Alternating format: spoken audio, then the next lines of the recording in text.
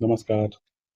एक बार फिर आप सभी का स्वागत है दल गुलामी मुक्त भारत अभियान और सनातन को जानो यात्रा के इस संयुक्त यूट्यूब चैनल पर। आज का जो समाचार है वो है एक दल गुलामी मुक्त भारत अभियान जिस धर्म की स्थापना को लेकर राजनीति और धर्म में है, धार्मिक क्षेत्र और राजनीति हमारे जीवन से बहुत ही गहराई से जुड़े हुए क्षेत्र हैं और सबसे ज़्यादा अधर्म और पाप आज इन्हीं दो क्षेत्रों में व्याप्त है। इसीलिए इंसान का जीवन नर्क बनता जा रहा है, जहाँ पर अपराध, अधर्म के दम पर एक वर्ग आलीशान सुविधाओं और करोड़ों अरबों रुपए का मालिक बन बैठा है, वहीं एक वर्ग 5 किलो राशन और 2-3 हज़ार की पेंशन योजनाओं पर निर्भर होकर जीवन नारकीय जीवन जीने को मजबूर है। एक सनातनी राज्य की ओर हम बढ़ सकें, इसका प्रयास हमारा रहता है।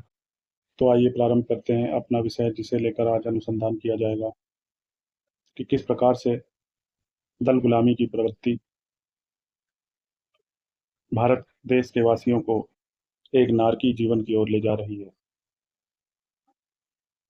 और आज का व्यक्ति दलों का गुलाम बनने पर बहुत ही गर्व का अनुभव कर रहा है और दल गुलामी में डूबकर अपने जीवन को नर्क बनाने की दिशा में अग्रसर भी कर रहा है। तो आइए शुरू करते हैं। ये अमर उजाला का आज का समाचार है, 18 अगस्त 2026। न्याय मित्र विजय हंसारिया ने शीर्ष अदालत में दाखिल किया हलफनामा। 326 सांसदों, 14 मुख्यमंत्रियों पर आपराधिक केस लंबित। 2018 से संख्या में कोई कमी नहीं। राजनीति के अपराधीकरण पर सुप्रीम कोर्ट में दाखिल रिपोर्ट ने निर्वाचित प्रतिनिधियों के खिलाफ लंबित आपराधिक मामलों की स्थिति पर चिंता बढ़ा दी है। वरिष्ठ वकील और इस मामले में न्याय मित्र विजय हंसारिया की रिपोर्ट के मुताबिक लोकसभा के 251 और राज्यसभा के 75 सदस्यों के खिलाफ आपराधिक मामले दर्ज हैं। 28 में से 14 राज्यों के मुख्यमंत्रियों ने भी अपने खिलाफ आपराधिक मामले घोषित किए हैं। इसके बावजूद 2018 से लंबित मामलों की संख्या लगभग 10 की 10 है। मतलब कि 2018 से ऐसे जो मामले हैं उन पर सुनवाई नहीं की जा रही है।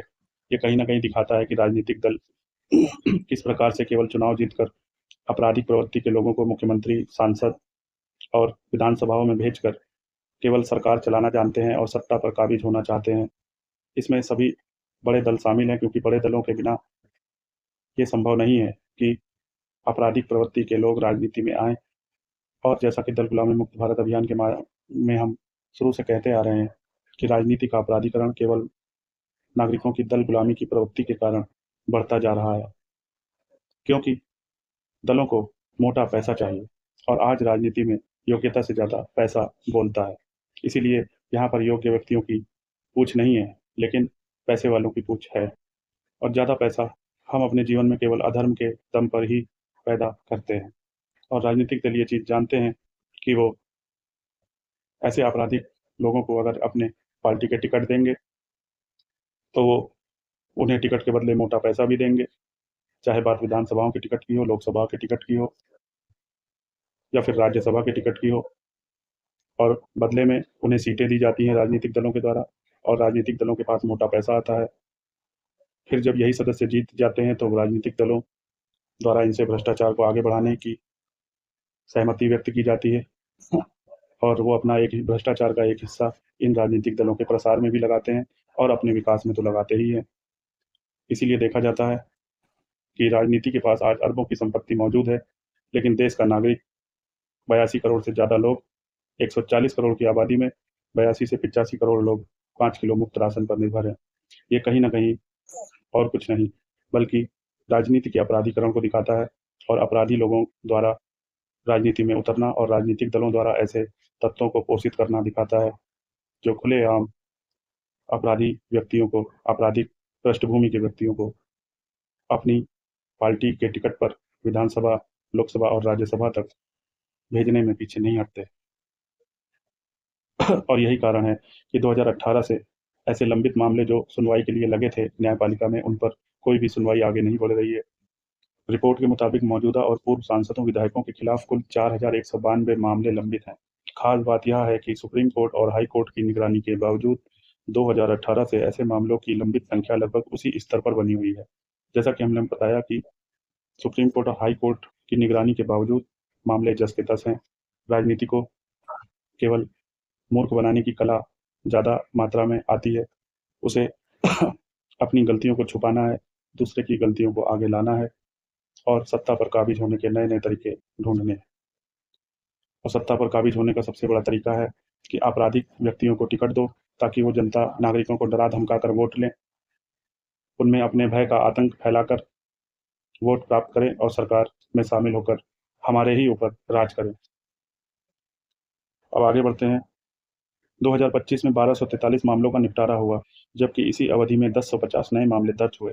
यह सुनवाई अश्विनी उपाध्याय की उस जनहित याचिका से जुड़ी है जिसमें सांसदों विधायकों के खिलाफ आपराधिक मामलों के शीघ्र निपटारे की मांग की गई है।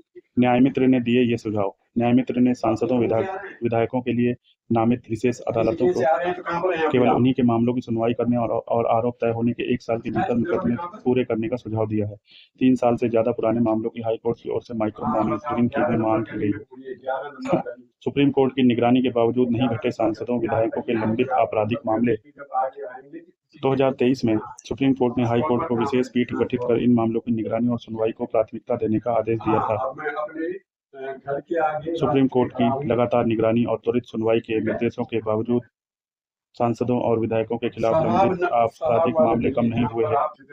मौजूदा लोकसभा के 251 और राज्यसभा के 75 सदस्यों ने अपने खिलाफ आपराधिक मामले घोषित किए। इनमें क्रमशः 170 और 40 मामले गंभीर श्रेणी के हैं। सीएम रेवंत रेड्डी के खिलाफ सबसे अधिक 89 मामले। रिपोर्ट में 28 में से 14 राज्यों के मुख्यमंत्रियों के खिलाफ आपराधिक मामले चल रहे हैं। इनमें तेलंगाना के मुख्यमंत्री रेवंत रेड्डी के खिलाफ सबसे अधिक 89 मामले दर्ज हैं। इसके बाद पश्चिम बंगाल के शुभेंदु अधिकारी, जो कि भाजपा शासित मुख्यमंत्री हैं, 29 मामलों के साथ दूसरे स्थान पर हैं।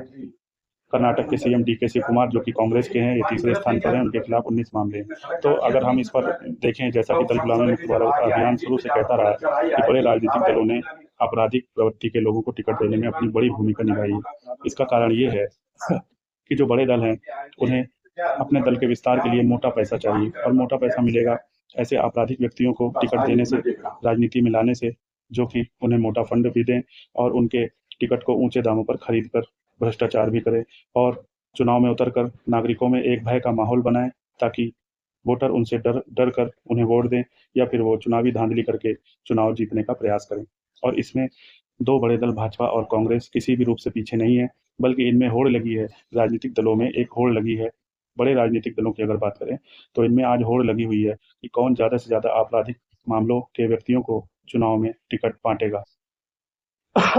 और ये कहीं ना कहीं धनबल की ओर भी इशारा है। इसीलिए दल गुलामी मुक्त भारत अभियान ने कहा कि अगर हम राजनीति से धनबल को समाप्त करेंगे तो इसके साथ ही हम राजनीति के अपराधीकरण से भी निपटारा पा सकेंगे, जो कि दलों की गुलामी करके हम कभी भी संभव नहीं कर सकते। और यही कारण है कि यही आपराधिक प्रवृत्ति के लोग आज मुख्यमंत्री बने हुए हैं। और जब ऐसे मुख्यमंत्री अपनी पुलिस को जैसा कि पुलिस व्यवस्था मुख्यमंत्री के अधीन होती है, राज्य की पुलिस मुख्यमंत्री के अधीन होती है, तो जब ऐसे आपराधिक प्रवृत्ति के लोगों के अधीन पुलिस का शासन, पुलिस का भार होगा, तो वो अपने विरोधियों को पुलिस द्वारा टपकाने से पीछे कैसे हटेंगे, ये भी एक सोचने वाली बात है। इसीलिए देखने में आता है कि कई राज्यों में राजनीतिक दलों के विरुद्ध जो भी भ्रष्टाचार के मामले खोले जाते हैं, उन्हें या तो सरकारों द्वारा फंसा दिया जाता है, ऐसे व्यक्तियों को जो घपले घोटाले का पर्दाफाश करते हैं, या फिर उन्हें अपने अधीन रहने वाली पुलिस के अफसरों द्वारा, भ्रष्ट अफसरों द्वारा टपकाने का आदेश दे दिया जाता है अंदर खाने, जिससे कि हम कई बार सुनते हैं कि फर्जी इनकाउंटर में किसी व्यक्ति को मार दिया गया। तो इसका यही कारण है कि राजनीति में अपराधीकरण एक बड़ा रूप ले चुका है और ये हमारे लिए समस्या पैदा कर चुका है। इसलिए सभी को दल गुलामी से मुक्त होना होगा, खास करके बड़े दलों की दल गुलामी से तुरंत बाहर आना होगा, ताकि और केवल बड़े दलों की नहीं, इसका फ़ायदा छोटे दल ना उठा लें। इसलिए छोटे दलों को की गुलामी से भी हमें नहीं बंधना है, बल्कि निर्दलीय का समर्थन ज़्यादा से ज़्यादा करना है।